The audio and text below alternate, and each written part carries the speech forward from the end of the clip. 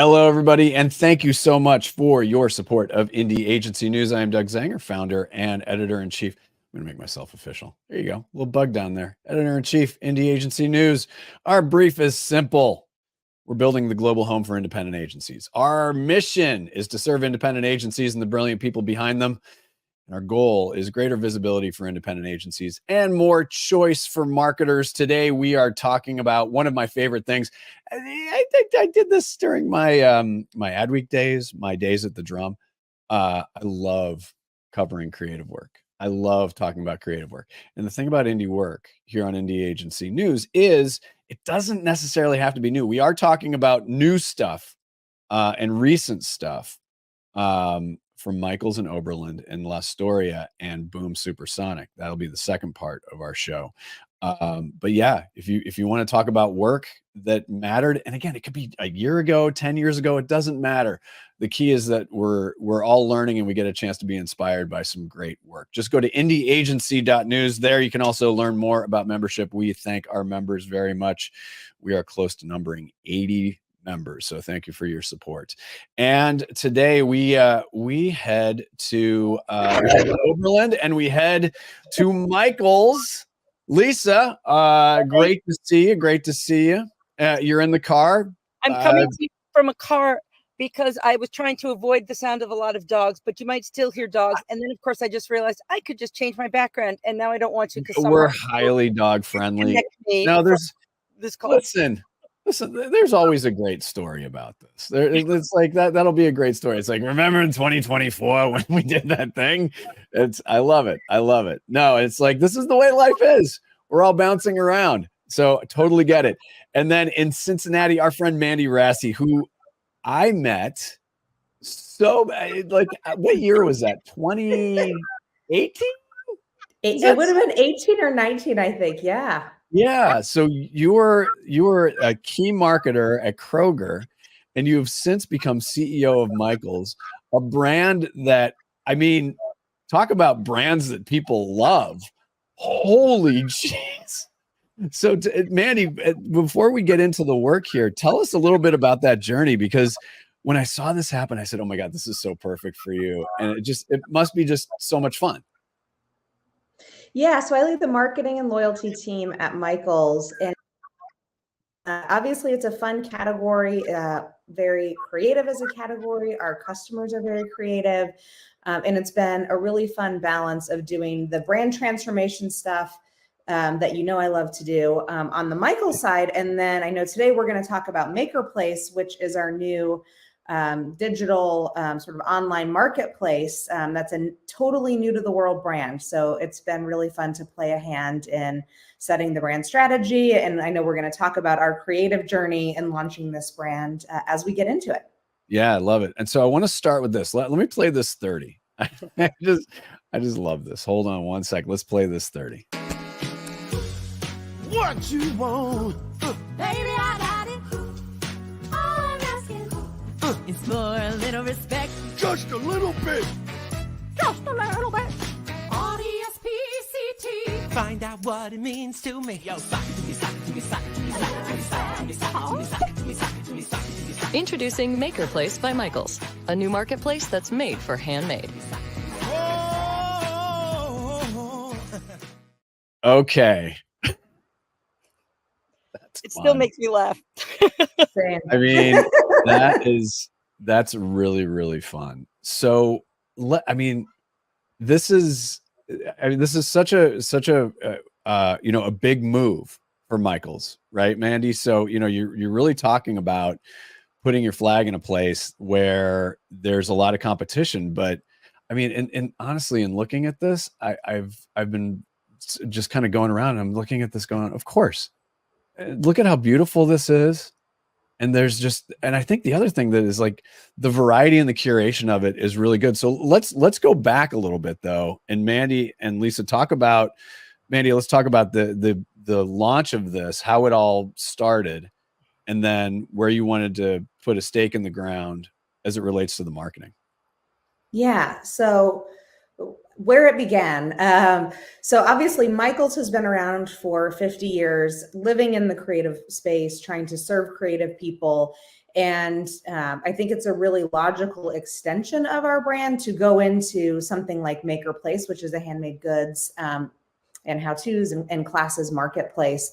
But as we look at wanting to meet the needs of all creative people, this was a white space for us. And it's one that actually we heard from our makers, you know, that there are offerings, to your point, that have been out there for a while, but 3 and 4 makers told us they weren't really satisfied with those options for a variety of reasons.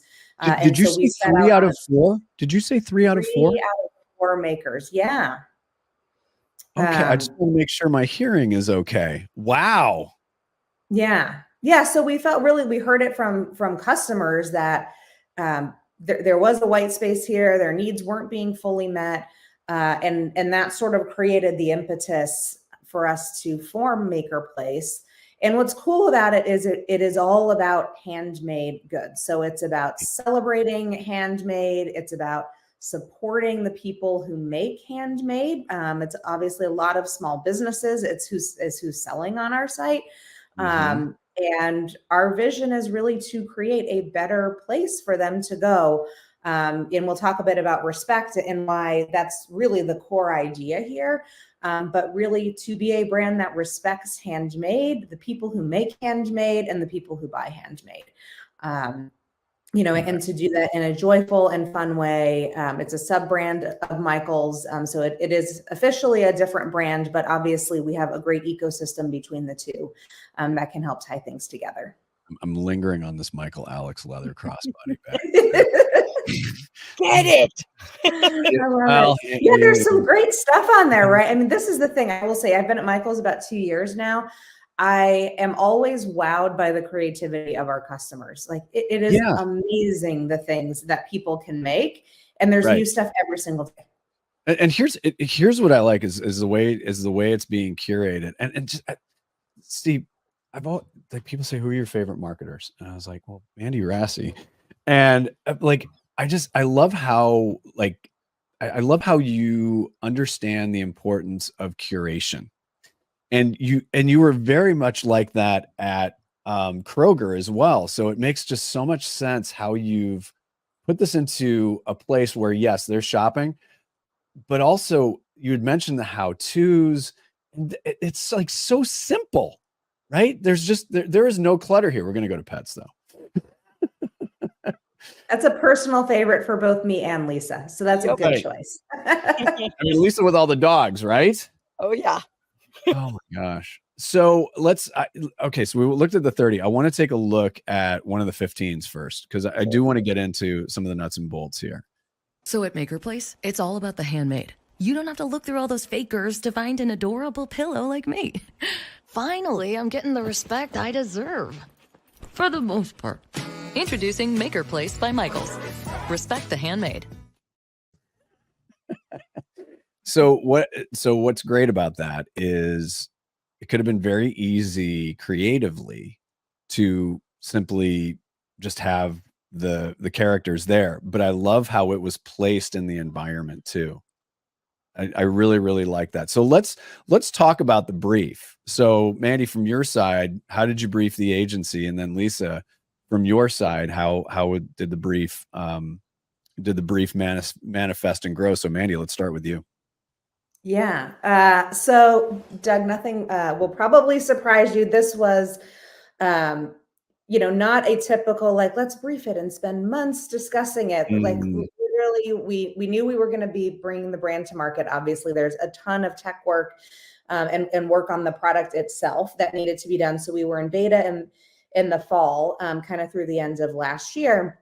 And as we were getting ready to launch it, we were really clear on what the brand was about, what our points of distinction were, especially from a seller point of view, and sort of the vision of what we wanted to be. But there are obviously some big competitors in this space, and we are a startup. So I knew we needed something that was going to really sort of punch above its weight creatively. And it needed to be joyful and be able to really sort of cut through. So I, of course, called Lisa because she's the person who came to mind like, okay, we've got to do this. And by the way, we needed to do it really super insanely fast. Right. So we didn't super belabor the brief. Actually, it was very much just down to the brass tacks of what this brand is about. And then some of those specific reasons to believe on both the buyer and seller side. But more than anything, it was like, how do we bring this to life in a way that reflects the joy? Our overall Michael's brand purpose is to fuel the joy of creativity. And so this obviously lives as an extension of that. But Lisa is the best there is. So I just called Lisa and said, hey, would you be willing Like to a come pony on this ride. crazy journey? And like, by the way, we want to be live in like, I don't know, 6 weeks or something. Yeah. Oh, biggie.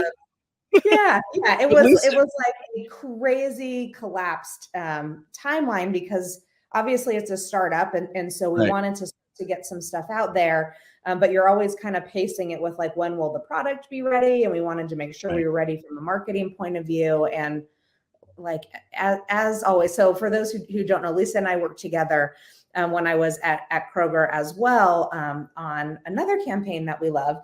And like she was up for doing it again, which I'm very grateful for. Well, and Lisa, so Yeah. you talk, I joke up like a carny ride, but at the same time, sometimes when you get constraints like that, it's interesting how that can that squeeze can create a diamond. Yeah, I actually think sometimes it helps a lot. I think we can, sometimes when you have months to do something, you can linger on it and you can overthink and you Yeah. can over worry. And in this case, I think there were a few things that worked out really well for us. First of all, as Mandy has talked about, we have a relationship with each other too. So I think we have a shorthand with each other. So it made that easier too. I can pick up the phone, she can pick up the phone, and we can talk to each other if we have questions. So to me, Mhm. that's a really big deal that this is a partnership. The other really great thing about it is that this brand did a few things that make it, to me, easier to work on. It has something to say. Sometimes you're actually digging and looking Right. for what the reason is to tell someone about this brand. And in this case, that wasn't the case. It actually solved problems for a lot of people. It's like what you were saying, Mandy, when you talk to the makers and you talk to the buyers and you talk to the sellers, there were real clear problems that Maker Place was able to come into and solve. So the brief, I don't want to say a brief writes itself, it doesn't, but at the same time, it was very clear to us what we needed to say. And even the tone of it, because there was such a joy to everything that Michael's does, and there's a joy to what we wanted to do for Maker Place, it created a really lovely box to work in. And Yeah. so as much as the time frame was very, very quick, I also think we were very quickly able to come to a place where we understood this felt right for what we needed to do. Yeah, and I like what you said about sometimes overthinking it, because there are times, again, you have these constraints, but somebody like Mandy who gives, it's, everything is so clear, right? So you want to be able to honor that, and there's no, because there have been instances I've learned in the past and in the present where that marketer may, by no fault of their own, by the way, may not have that level of clarity, and just, this is what our brand is, this is what it stands for. And so I would have to say or expect that the process then, and Mandy, from your end, it's like, okay, off into the boat you go. Walk us through a little bit on the process and how you work with the agency, because I know that you're very hands-on on some things, but you also are very good at giving space as well. Yes, I think that describes it well.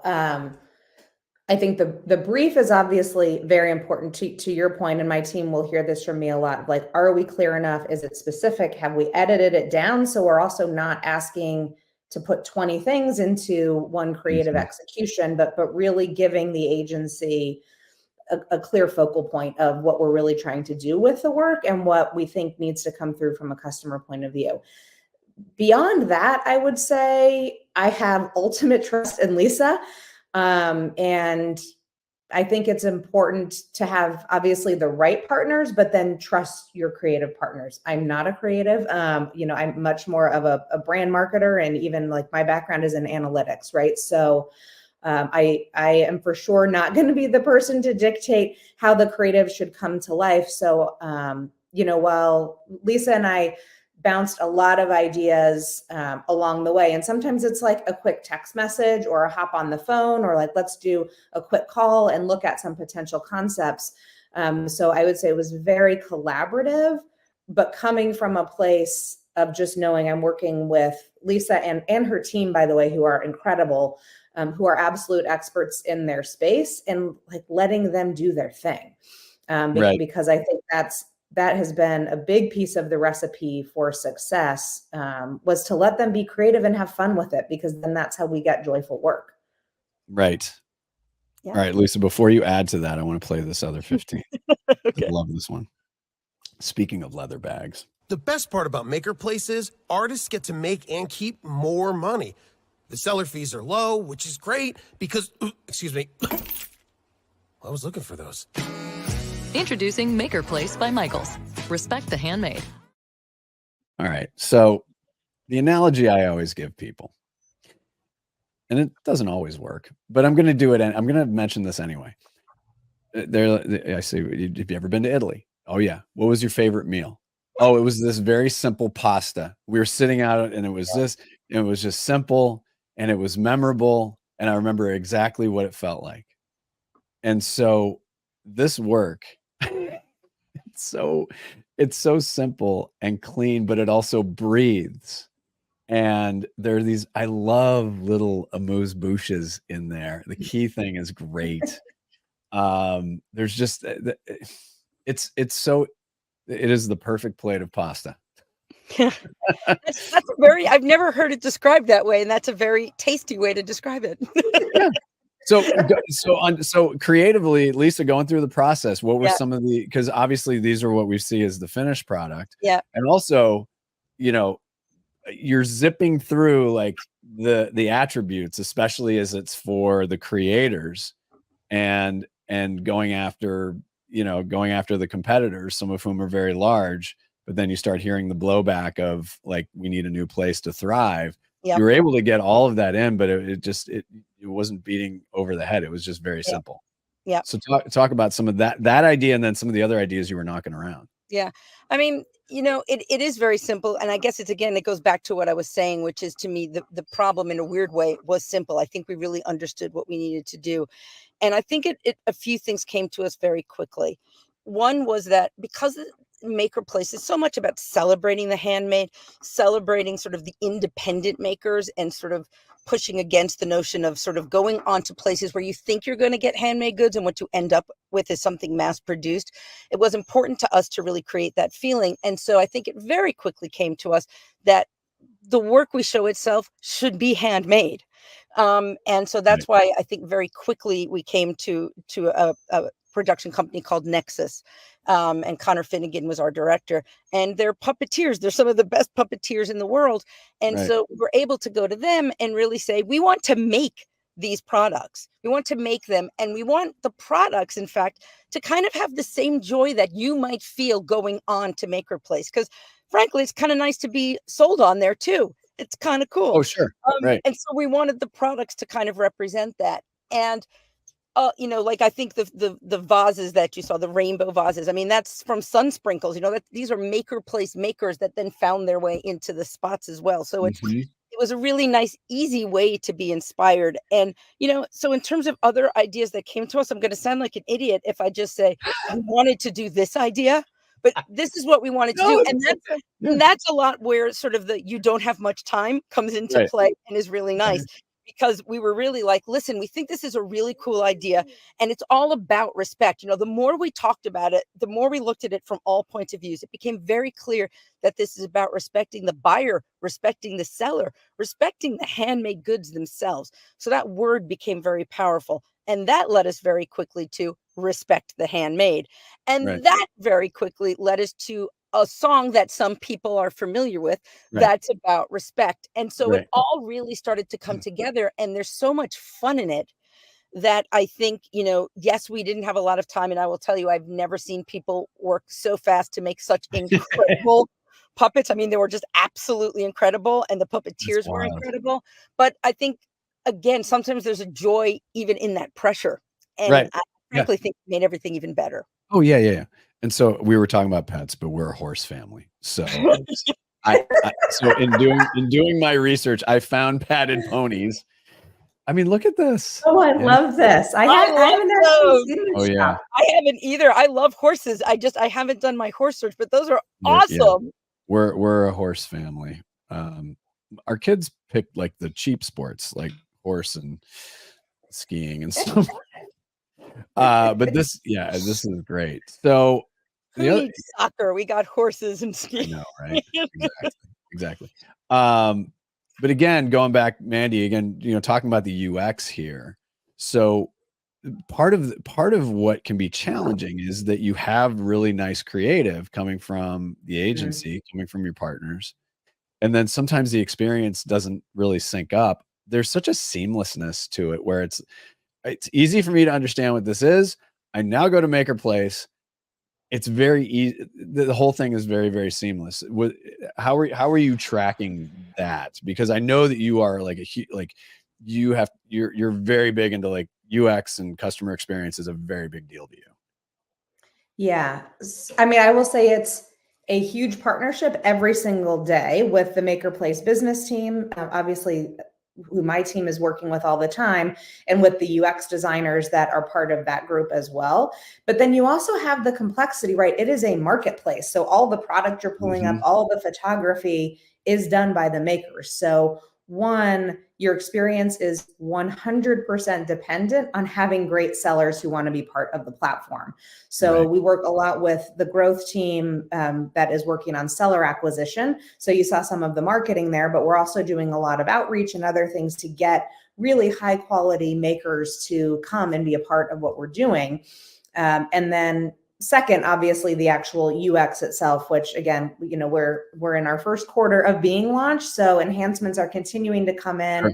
We have a really active effort, both with our sellers, but also with our customers, on getting feedback on the site and getting feedback, from the sellers on the interfaces that they have and how it's working sort of end to end for them as well. So it's a very active process of continuously updating and enhancing the features, as we're still very much in our first year of working with the product. No, I love it. I love it. It's early days, but Lisa, and based upon what you have now, where you see this tracking, in your mind, what do you believe is going to, and you're prognosticating here, I get it, but what do you believe is going to be the best way forward to keep it fresh? And I know that we've looked at video, but there are myriad other ways into it. What are some of the discussions that you're having with Mandy and with your teams? Like, okay, cool, got over that hurdle. How do we keep this fresh? So what are some of the conversations again? And if the answer is, we're just starting off, that's totally fine. But I'm curious about where you're thinking a few steps down the road. Well, I would say this is very, very new. And so I tend to think that when you start something new and you launch something new, you don't just run away from it. I think you really do want to establish it.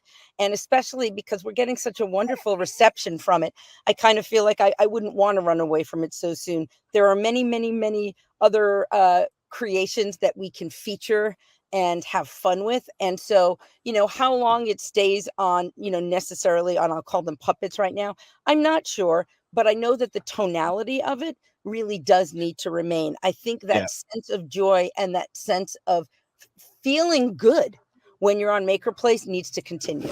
Yeah. You're gonna let the dog out? Let the dog out. Come on. Do it. Hold on. I would have done the same thing, Mandy, right? If one of the dogs comes in, that's fine. That's totally fine. That's all right. I love this question, and I want to hear it from both. And this is the last question. I want to hear from both sides. And Lisa, I'll start with you. What is the best way to sell work through to a client in your mind? What is the best way to sell work through? I mean, to me, listening is probably the best way to sell work through. I think if you just get stubborn in your own mind and just decide this is what I want it to be, I don't think you have a right to sell work through. I think you have to listen to your partner. You have to listen to your client and understand what the problems are. And then I think you have a right to enter the conversation. And it all to me becomes easier from there. So when I show work, I want the work to answer the needs that have been put forward to me. So to me, that's how, frankly, how good work happens. You want to hit that bullseye too. And it's not just about sort of enjoying your own work because it's fun or it's neat or it looks good. It has to do its job.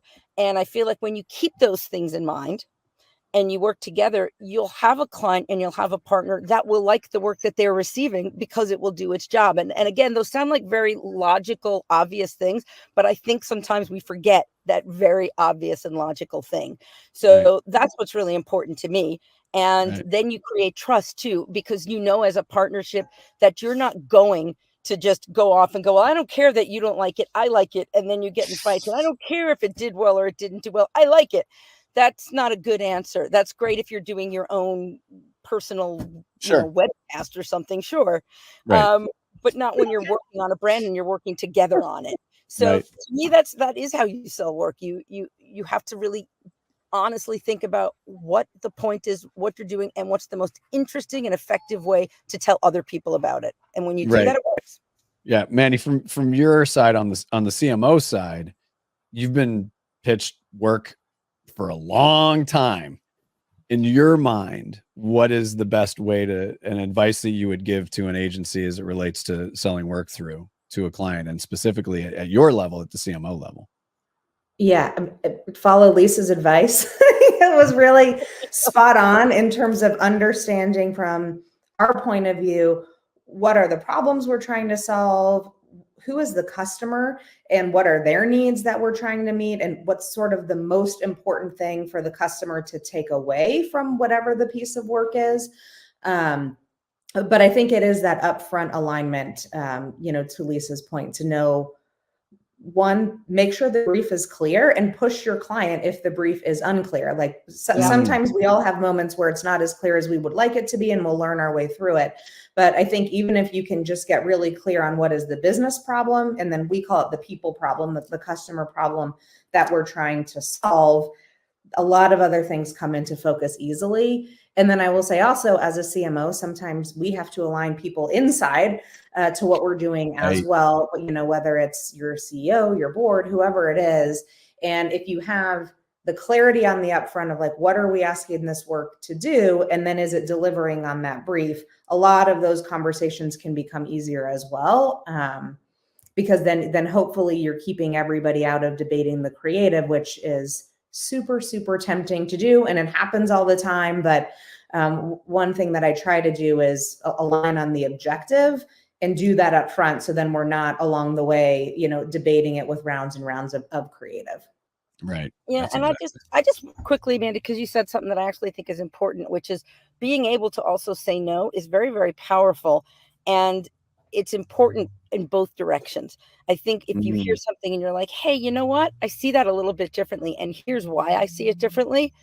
You get to better work. It's the same thing. It's not just I think on both ends, just being a yes person either. You have to be able to say no to get things to be better. And, another thing that you said, Mandy, that I thought was really interesting, because it happens from the agency perspective too, is working with your own team and also being very, very open to them. You might think you have a really good idea and then someone else comes in with something better, and you really want to be open to be able to listen to that and to improve things as you go. And so I think that level of trust comes in at all levels, both within an agency and between partnerships. Yep. All right, we're going back to Maker Place. I'm going to pick a category again. Let's see. I'm going to go kitchen. This is fun. Kitchen and dining. Oh boy. Well, there goes my paycheck. Yeah. Holy cow, look at that. Oh, I know. Aren't some of the boards amazing? Look at that. Like I went down that rabbit hole probably a couple weeks ago, just looking at like the like cheese board options that are out there. It's unreal. Oh, look at this. Oh, look. Oh, bottle stopper. Okay, I got to find an olive oil. I think you should do a show, Doug, called Shopping with Doug, because this is very fun, and I like hearing your response to everything. Have you seen the Indie Agency News merch store? Ah, yeah. Well, we'll save that for another day. No, this is great. congratulations to both of you and to your teams on number one, getting this sucker up. I mean, it's really, really exciting. And again, this is the big piece of this is that it's great to see a brand and an agency come together and just do good stuff. It doesn't need to be any more complicated than that. So congratulations on it. I look forward to seeing what the next steps are with this. And this is such a great start. And Mandy, I will see you in Cincinnati, and I promise that I won't make you go get chili. Awesome. Sounds great on both fronts, to be honest with you. We'll find someone good. All right, I'll put you both backstage, but keep it here. Thank you so much for joining us. And we're going to move on to our second part of our show. All right, everybody. Thank you to our friends, Mandy at Michaels and Lisa at Oberland. Great conversation about a new platform from Michaels. And we move on to the second part of the show. We'll call this a costume change. You know what that means, though? We are pre-recording these, so I am wearing something different. But I'm super stoked to bring our next guests on. My goodness. Oh boy, oh boy, oh boy. Anthony Atwood, VP Creative Director at Boom Supersonic, and then RC Walker, Head of Creative at Storia, one of our newest members. Thank you both for joining us. This is, I think I might just want to start by playing this video. Is that cool with everybody? It's good with me. Should we roll with that? Yeah, let's take a look at the XB1 taking flight. Mojave Air and Spaceport, automated weather observation, 192 Niner Zulu.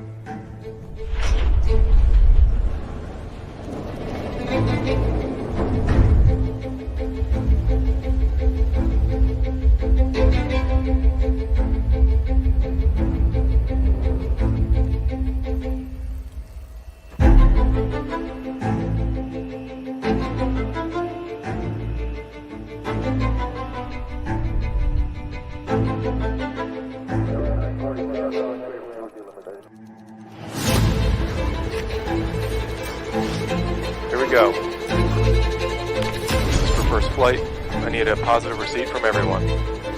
FCS. Go. Dampers. Go. Aero. Aero go. Flutter. Flutter, go. Loads. Loads go. Avi. Avi go. Fuel. Fuel go. ECS. Go. Drop. Drop go. Electrical. Electrical go. Instro. Instro go. Test director. Go. Godspeed XB1 first flight.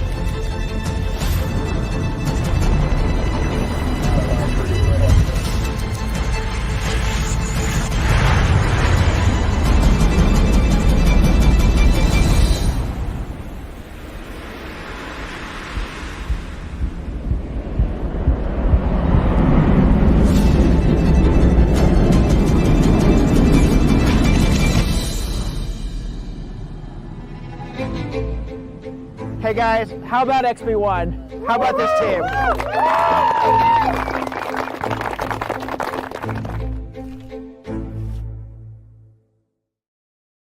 You can't help but watch that and not be. We are a jaded world, gentlemen. But you can't watch that and not re-believe in the beauty of brilliance, in engineering, in design, in all of the things that move us forward as human beings. Yeah. And to be able to capture it in a way that doesn't get in the way, if that makes sense, because it can be very, very 100%. Easy to be novel about it. I'm glad we didn't get any Kenny Loggins music in there, although I like Kenny Loggins. So I want to start first off to Anthony at Boom Supersonic. Congratulations. Again, it was in the video. It was a huge milestone. Fun fact, by the way, the reason that the plane is a little to the right of the center line is in case there's a plane landing, they can actually see it. And so it doesn't get caught in the center line. So that's a little fun aviation fact. Don't ask why I know that, but I do. I love that you know that. That's a good fact. You're either right or left of the center line so that you can see the lights, especially at night. So So let's start. Anthony. I want you to go back to the relationship with La Storia, because you know this is serious stuff, but it's beautiful stuff. So I'd like to just better understand from both of you how the relationship started. Yeah, for sure. I think, before I kind of get into the details of our relationship, I think like let's kind of level set. So, right. For us at Boom, our mission is to make the world dramatically more accessible, just with a sustainable and supersonic airliner, and that's called Overture. And so, what we've done with XB1. And Overture will fly basically at 2 times the speed of today's passenger planes. So if you think of the Concorde, that was built to be environmentally and economically sustainable. Airliners, we have airliners basically already putting in orders and pre-orders that include United and American. So we've got Overture that is this kind of what we think is going to revolutionize how travel works today. And so the fact that you can cut down travel times is awesome. But what that does for human connection and allows you to potentially eat dinner in London and then come back the same day. Just like think about that, right? Like that statement is just what we're trying to achieve. And that affects business, relationships, love, like all of these human connection pieces that I think, to your earlier statement, is we're a jaded world. And so while speed and information is coming at you constantly, this actually allows you to have rest time, to not stay and get jaded in a hotel or like all those things. And so I think basically, so to inform the development of Overture, Boom basically built the demonstrator aircraft, which is XB1. And so there's several innovations and technologies on XB1 that will translate to Overture. But what makes the first flight just so meaningful is that XB1 is the first independently supersonic jet that is not government funded. And so what that does too is it's 50 years since the Concorde flew. And what we just did is we actually are taking steps towards bringing supersonic travel back to mainstream. And so that kind of levels like what we do as Boom. And this was back, when was this, RC? This was probably back in Centennial, where we were doing some, we do basically tests. So high speed and low speed taxi tests, all in the name of safety. So everything, and I've always worked all progressive. Exactly. And so it builds up to this moment. And so we worked with them initially in Centennial on a piece that wasn't put out. We were basically planning from that point forward of how do we capture this first flight with how many different camera angles, how many different, and all as a fly on the wall, because you can't stage stuff. You stage stuff, you actually put a pilot's life in danger, and you have a drone that you think is a great shot, but that could kill someone as a chase. No, I know. You know what I mean? So that's where it kind of started off with our relationship with RC and team. And we ended up loving how they work and operate. We work really quickly. We're a startup. We're constantly to get into those what's next and how to communicate our story. And the story is a machine, right? Like they're a production house that, he means that in the nicest way possible. Sometimes to our detriment. Yeah, right. But they get it. And so the original AI right here. Right? Yeah, exactly. Like, when you work with someone and you say like, they get it. Yeah. That's what the story is for us. Like I love them to death. And like, we basically, RC and team, I was like, look, we have this first flight that's coming up. You cannot pre-plan things. You have to react. We don't know exactly when it's going to be, because 5 knots crosswind, you need that to be able to fly appropriately. There's safety measures. There's all these things going on. So can you put a production together? Right. And that's where it comes into play. RC, I don't know if you want to kind of talk through some of that stuff, but it was unlike anything I've ever done. We're always used to shoots that, you've got Hollywood, you've got all of the full crew, you've got everything, you've got your planned hour by hour, and then Catering. it's like, you don't Craft have that. services. You Right. don't have that. Yeah. And nobody's controlling the wind. Right. Yeah, exactly.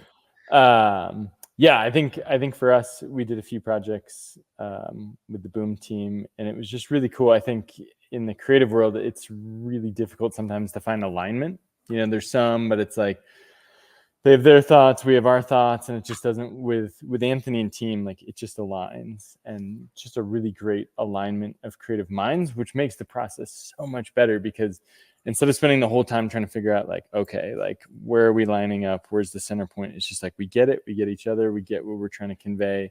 So we can actually move forward with the fun part, which is the planning and the creativity. And so, yeah, digging in to this project was so awesome because Anthony and his team, and this is kind of one of the models that we work with a lot, is we work with brands that have internal creative teams. And it's such a great dynamic because they know what they want, they know the brand, but they also need the outside help and the outside perspective just to get a different look on it. And that's why this has just been such an amazing fit, because Anthony knows exactly what he wants, but he's also really gracious and being open to collaboration and creativity. And that's allowed for some really cool ideas where we're just really working in cohesion and kind of a symbiotic You mean relationship, a partnership? which makes it great. Exactly. You mean a partnership? Oh my goodness. Which like, that wow. word gets tossed around a ton in the creative world, Wow. but it doesn't really work that way all the time. And No. in this case, it truly does, which is what's made it so great. No, and I get that. I get that sense from when we were prepping for this all the way up to it. It just, you know, that you can tell when everyone is aligned. Now, what I want to talk about a little bit here is that obviously Boom is very high profile. You know, you've got great news.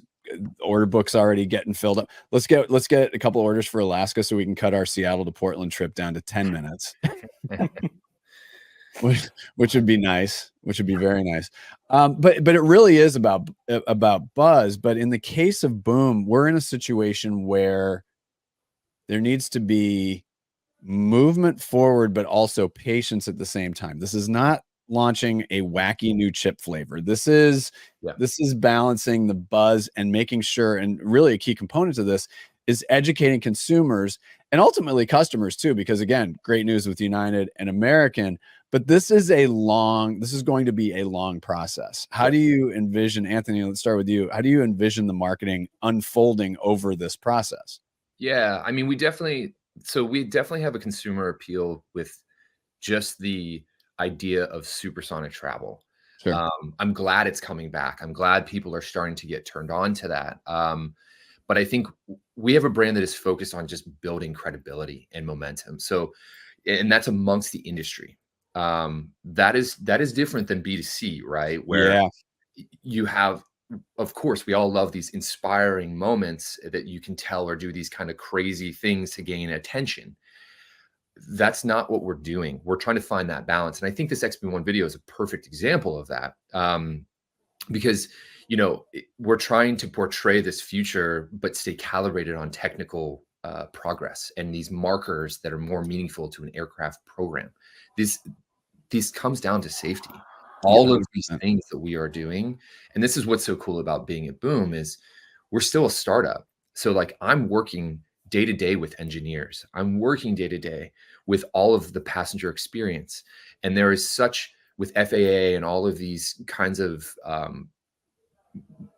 technical steps, it's all of these are steps. These are not like, well, you can kind of go around this or like, it is a check and balance each time. And so I'm really excited with what Boom is that is first and foremost on our how we're approaching all of this. And so what that does is it allows us to then say in 2023, what we did an example of is we actually went under the hood, as you'll say, and showed we've got progress of we're building an actual super factory in North Carolina where all of these planes will be built.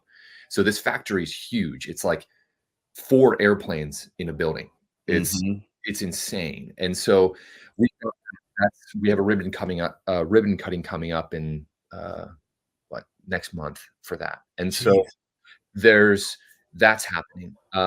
You've got a symphony program for our engine. And so we are showing insane amounts of progress about that and how it takes, like, we're building our own engine, and so it's built off of, whoa, look at that.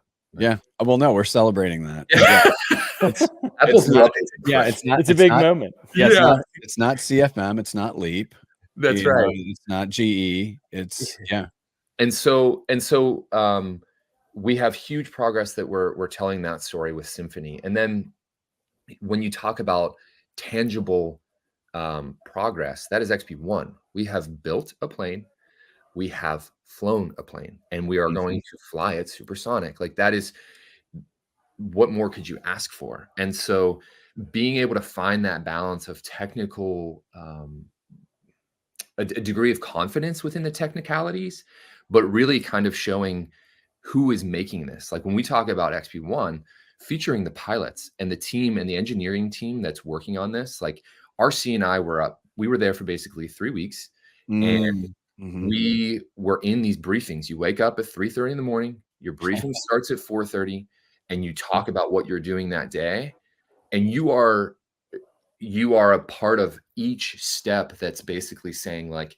hey, to make sure that you are a part of the team, you need to tell us where all these cameras are, all of these, because that's a hurdle for them of, like, they're trying to fly a plane, and then they've got us in, like, a van that's, like, driving with a gimbal, like, trying, like, all of these things. And it is a perfect example of us taking a step back and observing. But as you're observing, we're actually seeing these moments where I'm, like, looking at RC, I'm like, RC, let's capture this. Like, this is, like, a beautiful moment that we can talk about progression of, like, how you build this stuff. So I just spoke a lot. I'll take a step back. But No, I think, and I have no idea how that effect happened, but that was fun. yeah, It's a moment. Yeah. It was very fun. And yeah, and Well, I want to put this up here. RC, go ahead. And yeah.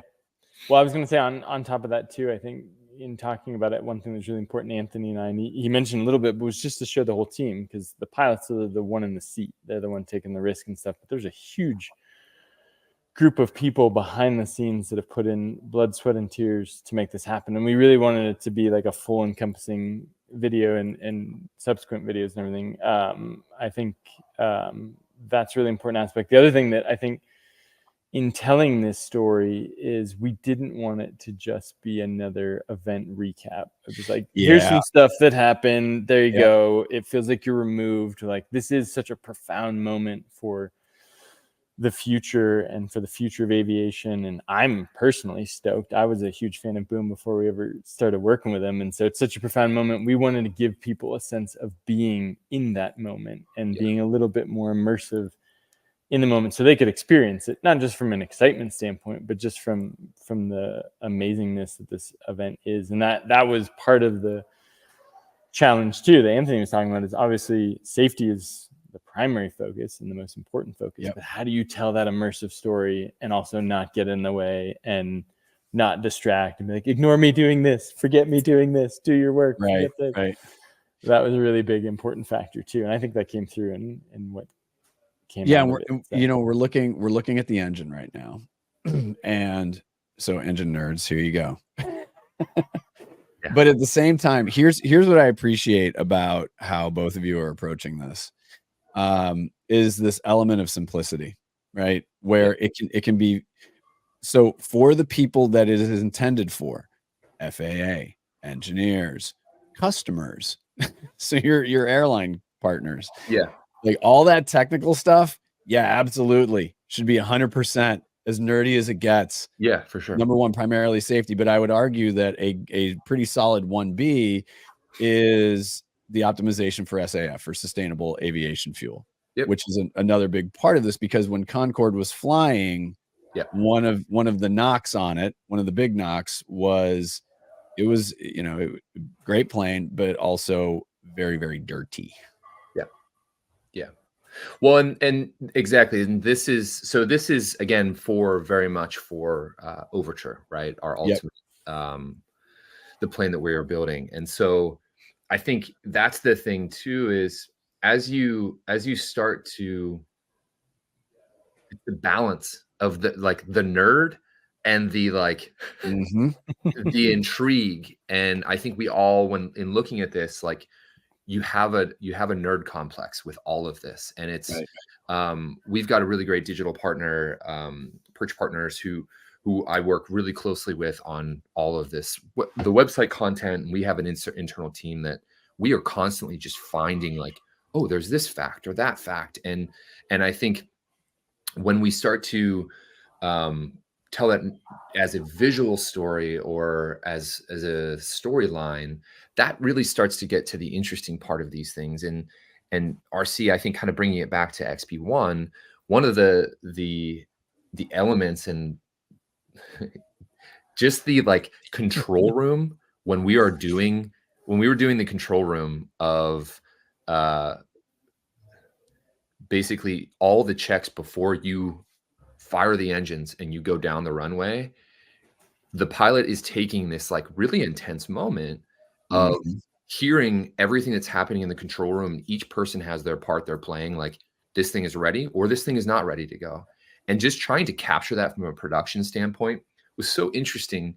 Of like, you don't want 1,000 cameras in the room because they're like playing with someone's life. Right. Like, they're doing their job. They're doing their job. And so you don't want to do that. So like how we go about and capture those things is like, how do we hide mics? How do we hide cameras? How do we have and actually start to pick up some of those pieces?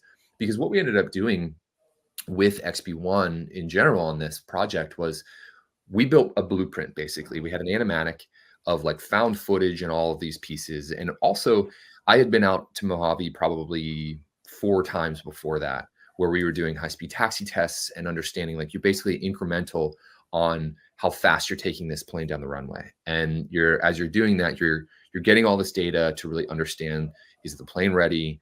What do we need to adjust? Any of those types of things. And so from that, you're starting to get like, well, maybe we could be up in the tower. Like, can we have a camera up in the tower? Will we have a lens long enough? And like, as we're doing that, we're also finding out that the camera, for whatever reason, is messing up the comms from the right. Yeah. You can't do that. So like, okay, we got to move that. So each step that you're like going along the production, your whole goal is to just not get in the way. And so you're finding these moments, and RC and I are like, okay, cool. Plan C. Plan F. Yeah, exactly. You know, but what it does is it allowed for us to find moments of beauty that were like, well, actually from this perspective, or this person that we met during this trip, they play such an integral role and they're so interesting. It's like, how do we showcase that in a cool way of like how we position them in the film or anything like, so it's like, I say film, like we just created a Tarantino piece, but like, but it's like, you know what I mean? I have no notes. It's not that good. But the idea is like, you have to be open to the process. Let the process in, and how do we see it and actually allow it to take form and shape. And so it was fun, man. Yeah, a couple more questions. I want the narrative around aviation is it is for the very, very most part news driven. You know, and there's a lot of press and a lot of attention on the brand. How do you look at that coverage? And this is for both of you, and how that informs the way you storytell or work with your narrative that, you know, as a brand, you are, I mean, you're extraordinarily clear. Like the clarity in the brand is it's dead on, right? So now the things that you can't necessarily control, which include news coverage, how do you work with that, or is that not really part of it? RC, do you have a point? I'm happy to go in.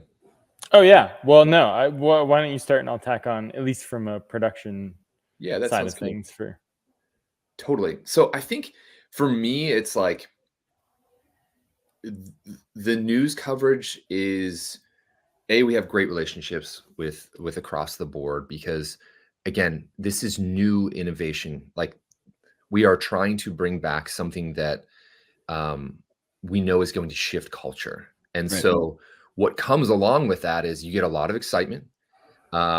But at the same time, you do get naysayers, and got it. That makes sense. Because what we are doing is hard. It's like, this hasn't been done. And so I think you invite that, right? Like, it's okay for open dialogue with those things, because we're not in the business of doing something easy. We know. Yeah, right. We know that. And so I think there is a long-term game to it, but what our point of view with that is, like, we are in something that is really hard. We are making such great strides. We are making great strides with our partners, with our just achievements like XB1. Us actually being able to showcase this is real, right, is just in when you look at comments on things, like even just in our social, you have aviation people who know, everyone's like, why is the landing gear down? That's silly. Oh, right, like, That one got me. Right. You know, and everyone who's just kind of passive is like, well, that's dumb. And it's like, how are they doing that? That's a silly company. And it's like, actually, that's how first flights happen. And there's like steps to all of these things. We're educating you. Yeah. Yeah. There's an education process to this. And I think so, from like how you look at that, I think that happens with just news in general, is like, we're trying to provide the right details and factual things of where we are in the process. This is a long process. And so I think what we can do is really just help have that dialogue and open conversation of where we're at, how we're doing that, and invite it. That's the way I look at it. Yeah. No, I agree. RC. Yeah, I think to tack on that, I think Boom has done such an amazing job of just a really straightforward, simple, but beautifully creative brand. And at least bringing it back to the XB1 first flight, you know, there's plane spotters that sit out there, and there's people that are out there, and right, yeah, you know, and telling that story. One, like, we didn't want people to see the first shot that they see of it flying be an iPhone video where it's tiny and it's small, and you know, you want people to get that first moment where it's just such a powerful moment, because it was a powerful moment being there and experiencing it. So there's even a funny moment where the chase plane came in, and Anthony ran out and grabbed the camera, and it went straight into editing just to be able to get those cool shots out. So that when people first saw it, they really got to experience it for what it was. And I think that's a really important thing too, because like Anthony said, there's naysayers and everything else. And so not even being able to control the narrative, but just making sure that people see it in its real, raw, awesome form is really, really important. Yeah. And I think it's, you know, it's news plus social coverage. I think that Boom will have truly arrived when Big Jet TV, the first landing at Heathrow, when it's a little windy, and he's like, come on. Oh, totally. That is when you will have made it. Yeah. And then also mentor pilot as well. Our guy Petter from lives in Madrid. This is why I know so much about aviation. I love it. I was gonna say, you're into it, Doug? Yeah. I'm way into it. And I'm far too into like loyalty programs for airlines and hotels, but that's another conversation for another time. Alaska mileage plan, I'm just going to say, you know, I'm in Portland, so you know, support makes sense. They're up in Seattle. But real quick, Doug, like the funny thing too with what RC said. So we had a chase plane that's basically following XP1 in the air, and we have a shooter in the back who is basically capturing. His name's Matt Segler. He's an engineer as well on the team, but he also, to the side, is really into photography and video. And so he's like, he's good at it. He's very good at it. And like, he's in the back, and it's like, to get these shots, I'm like, hey, Matt, can you just like make it a little bit more steady cam? Like, can we have a little more? And he's like in the back trying, like, you're flying around in a jet, and he's like, yeah, sure. But he comes back. He comes back with this footage, and as soon as the chase plane gets in, we kept joking it was like an organ for like a transplant. I'm like running to grab it like out of the ice box to like go. Oh my gosh, that is wild. Yeah, that is wild. But and those are the moments where it's a really interesting cognitive dissonance, because there's so much discipline in building the product in Overture and in Symphony. Yet where it gets so super interesting is in those moments when it isn't as structured, and those serendipitous moments. And meeting the folks from La Storia, I got a chance to meet them in Colorado when I was out there, and I was just like, yeah, you're my kind of people, because you just all right.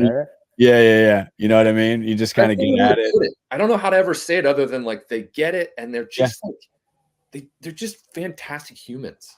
Yeah, like, no, they really are. They really, really are. No, and we're thrilled that they're members and that they're supporting this mission. So, Anthony, I will see you in Seattle. RC, I will see you in Colorado.